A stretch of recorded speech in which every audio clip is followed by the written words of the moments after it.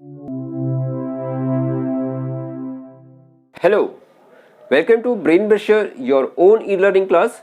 मैं हूं सुनील जोशी और आज की क्लास में हम लोग कर रहे हैं product life cycle. Product life cycle एक एस शेप का होता है जो सेल्स और किसी प्रोडक्ट के 4 डिफरेंट टाइम स्टेजेस के बीच में रिलेशन को एग्जिबिट करता है। ये जो टाइम स्टेज होते हैं वो होते हैं इंट्रोडक्शन स्टेज, दूसरा ग्रोथ स्टेज, तीसरा मैच्योरिटी और फोर्थ डिक्लाइन। चलिए इसको हम डिटेल में डिस्कस करते हैं। पीएलसी स्टेजेस, पहला है इंट्रोडक्शन स्टेजेस। इंट्रोडक्शन स्टेजेस जहां पर स्लो सेल ग्रोथ होती है, आपकी जो सेल्स है प्रोडक्ट की वो स्लो होती है बिकॉज यहां पर कंपटीशन ऑलमोस्ट निल होता है, प्राइस हाई होते हैं और मार्केट साइज लिमिटेड होता है।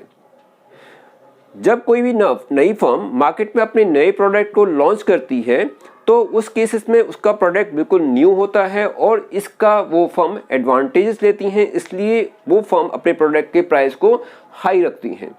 दूसरा रीज़न ये भी होता है कि क्योंकि प्रोडक्ट एकदम नया है और इस प्रोडक्ट का मार्केट में कंपटीशन ऑलमोस्ट नेग्लिजिबल होता है, तो फर्म हाई प्राइस रख करके उस प्रोडक्ट के से हाई प्रॉफिट लेना चाहती है और उसका एडवांटेज फर्म ले लेती है। लेकिन यहाँ पर मार्केट साइज लिमिटेड होता है बिकॉज मार्केट में ये प्रोडक्ट बिल्कुल नया है। कस्टमर्स उस प्रोडक्ट को लेने समय डिसाइड करते हैं कि उन्हें लेना चाहिए या नहीं लेना चाहिए बिकॉज उस प्रोडक्ट के बारे में कस्टमर्स को नॉलेज नहीं होती है, इसलिए मार्केट साइज यहाँ पर लिमिटेड होता है। धीरे धीरे मार्केट में प्रोडक्ट का एक्सपेंड होता है और कस्टमर्स को उस प्रोडक्ट के बारे में अवेयरनेस होती है। नई फर्म मार्केट के अंदर आती हैं और वो भी सेम टाइप्स ऑफ प्रोडक्ट को मार्केट में लॉन्च करती हैं, जिससे हम बोलते हैं सब्स्टिट्यूट गुड्स। तो धीरे धीरे मार्केट सेकेंड स्टेज पे आती है और उसे हम बोलते हैं ग्रोथ स्टेजेस। तो यहाँ पर जो ग्रोथ स्टेज हम देख रहे हैं कि हमारा टाइम जो है सेकेंड स्टेज में टाइम में हमारी जो सेल्स है वो ग्रोथ स्टेज में आती है, जहाँ पर रैपिड मार्केट एक्सेप्टेंसेस होती हैं। मार्केट में एक्सेप्टेंसी ग्रोथ होती है। इसके अंदर रैपिड एक्सपेंशन ऑफ डिमांड, जो प्रोडक्ट होता है उसकी डिमांड बहुत तेजी से बढ़ती है। प्राइस फॉल होते हैं, कंपटीशन इंक्रीज होता है, मार्केट साइज एक्सपेंड होती है। मार्केट की जो प्रोडक्ट की डिमांड है वो बहुत तेजी से बढ़ती है, लेकिन साथ में प्राइस फॉल होते हैं। प्राइस इसलिए फॉल होते हैं क्योंकि मार्केट में नई फर्म आने से सप्लाई बढ़ जाती है और प्रोडक्ट के सब्स्टिट्यूट मार्केट में आ जाते हैं, इसलिए मार्केट के अंदर प्राइस फॉल होता है। दूसरा रीजन ये भी होता है क्योंकि जब डिमांड बढ़ती है तो फर्म अपने प्रोडक्शन को मास फॉर्म में बनाती है, इसलिए उसकी परेड कॉस्ट रिड्यूस होती है। साथ में फर्म अपने प्रोडक्ट के प्राइस को फॉल कर लेती है और फर्म बहुत तेजी से प्रॉफिट को जनरेट करती है। धीरे धीरे ग्रोथ स्टेज से फर्म मैच्योरिटी स्टेज पे आ जाती हैं। मैच्योरिटी स्टेजेस वो स्टेज होती हैं जहाँ पे slow down in the growth rate है। अब यहाँ पे जो ग्रोथ रेट होती है वो स्लो हो जाती है। इस तरह की मार्केट के अंदर कंपटीशन बहुत टफ हो जाता है। मार्केट के अंदर बहुत ज़्यादा कॉम्पिटेट होते हैं, राइवल्स होते हैं जो प्राइस के फॉर्म में एक दूसरे की प्रोडक्ट को टफ कंपटीशन देते हैं। मार्केट अब स्टेबल हो जाती है। मार्केट स्टेबल इसलिए हो जाती है क्योंकि यहाँ पर बहुत सारे जो सप्लायर्स होते हैं वो ऑलमोस्ट सभी कस्टमर तक पहुँच चुके होते हैं और मार्केट के अंदर जो फर्म्स होती हैं उनके एक certain size of the customers होते हैं। एग्जाम्पल के लिए हम लेते हैं कि एक टूथपेस्ट है। टूथपेस्ट मार्केट में बहुत सारे हमारे पास राइवल्स हैं। हम देखते हैं बहुत सारे राइवल्स हैं। यहाँ पे कोलगेट है, पतंजलि भी अपना एक प्रोडक्ट बनाता है कोलगेट का, टूथपेस्ट का। इसके अलावा क्लोजअप सब्स्टिट्यूट है, ऐसे ही डाबर भी प्रोडक्ट बनाता है। ऐसे और भी बहुत सारे मार्केट के अंदर राइवल्स होते हैं। ये अपने बिजनेस के जो प्रोडक्ट है उसका एक सेट ऑफ कस्टमर्स होता है जो मार्केट में पहुंच बनाता है और इसके अंदर मार्केट में जो स्टेबिलिटी पहुंच जाती है।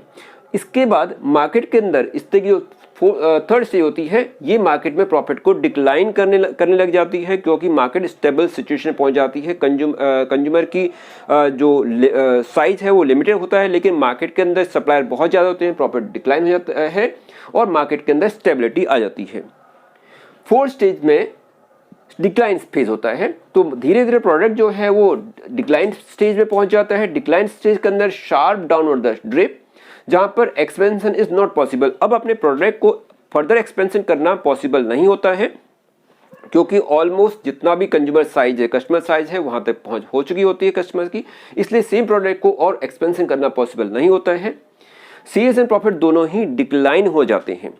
जो फर्म के जो प्रोडक्ट है उस प्रोडक्ट की सेल्स और प्रॉफिट दोनों डिक्लाइन हो जाते हैं। अब क्वेश्चन ये है कि प्रोडक्ट का सेल्स और प्रॉफिट डिक्लाइन क्यों हो जाता है? क्योंकि इस तरह के मार्केट के अंदर अब नए प्रोडक्ट एग्जिस्टिंग प्रोडक्ट को रिप्लेस करना शुरू कर देते हैं।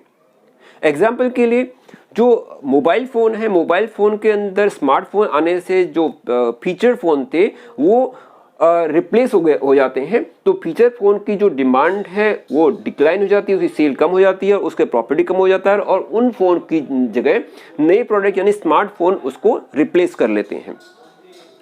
कभी कभी ऐसा होता है कि नई फर्म मार्केट के कुछ प्रोडक्ट ऐसे होते हैं जो डिक्लाइन फेज पर एंट्री नहीं करते हैं, वो ऑलमोस्ट अपने आप को बहुत लंबे समय तक मैच्योरिटी स्टेज पर बनाए रहते हैं या वो मैच्योरिटी पर ही रहते हैं। हम एक एग्जांपल लेते हैं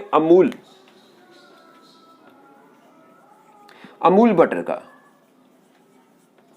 अमूल बटर मार्केट का में जो टोटल बटर सेल होती है उसमें अमूल बटर का एक बहुत बड़ा शेयर है और वो बहुत लंबे समय से मार्केट में अपने उस कस्टमर साइज को मेंटेन किए हुए है, यानी कि वो डिक्लाइन फेज पर एंट्री नहीं करता है। उसके पीछे ये रीजन है कि एक उसका एक अच्छी गुडविल है, कस्टमर्स का सेटिस्फेक्शन है, जिस केसेस में उसका जो सेल है वो मेंटेन रहता है और मार्केट के अंदर उसकी एक स्टेबिलिटी बन जाती है, उसका जो कस्टमर साइज है वो रिमेन स्टेबल होता है।